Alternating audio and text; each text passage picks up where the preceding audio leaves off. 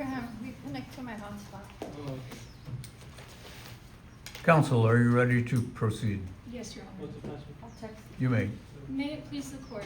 My name is Diana Ruiz, and I'm the pretrial attorney for the prosecution in People v. Fromholz. The prosecution requests that Exhibit A be entered into evidence in the trial based upon the totality of circumstances available to Detective Sachs, which indicated that Alden Mitchell had authority to consent to the search of Defendant Fromholz's laptop. There are two kinds of third-party authority: actual authority and apparent authority.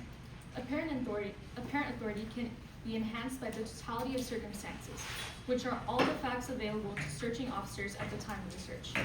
If neither authority is present, then there is no authority for a third party to give consent to a search, as seen in Trulock v. Free, 275, Fed 3rd at 391. I will be giving the court a brief explanation of actual authority. However, due to time constraints, I will be focusing on apparent authority, the totality of circumstances that validated Mitchell's authority.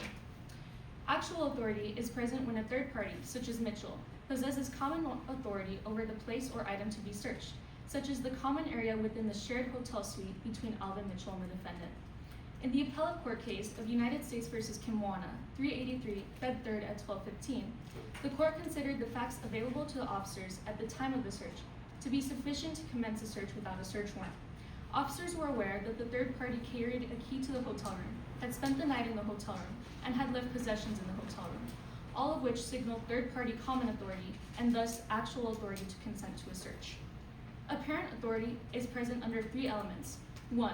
Visual indicators of third-party authority to consent, such as the mutual use of a space or particular container. 2. Whether officers were told incomplete or untrue information. And 3. When faced with an ambiguity, officers acted with reasonable caution and further inquired about third-party authority to consent, as seen in United States v. Andrews, 483, Fed 3rd at 711. During Detective Sachs' search, all three elements were present.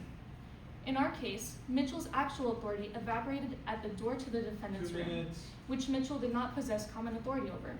From then on, Mitchell had apparent authority. Mitchell's apparent authority extends to entering the defendant's room, opening the defendant's computer, turning the power on, displaying the defendant's desktop user account on the screen, and included the logging in process, because nothing in the facts indicate that Sachs knew or should have known that the defendant's laptop password had been changed. In United States v. Buckner, 473, Fed 3rd at 551, the totality of circumstances provided officers with the basis for an objectively reasonable belief that Michelle, the defendant's wife and co-inhabitant, had authority to consent to a search of the defendant's computer hard drive. The court concluded that Michelle possessed apparent authority, enhanced by the totality of circumstances, to consent to the search of the defendant's computer. In Fromholz, Sachs had an objectively reasonable belief that Mitchell possessed authority to consent to a search of the defendant's laptop. There are similarities between the facts of People v. Fromholz and United States v. Buckner. While the two cases are not identical, the similarities are significant. In both cases, each party told searching officers that they occasionally used the defendant's computer to play video games. In Fromholz, Mitchell told Sachs that Mitchell could get into the defendant's computer. In Buckner, officers observed that the computer was turned on, with its screen contents in plain view. In Fromholz, Mitchell did not tell Sachs that the defendant had changed the computer password. In Buckner, Michelle was unaware of computer password protection. In Fromholz, Sachs took a picture of the defendant's desktop screen, but did not open any files. In Buckner, the officers made a copy of the defendant's hard drive, but did not open files. Near the Detective Sachs is taking a photo of the defendant's desktop is analogous to making a copy of the computer hard drive, as searching officers were simply saving information for later review.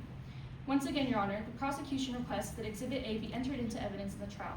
The defendant's Fourth Amendment rights were not violated at any point during Detective Sachs' search.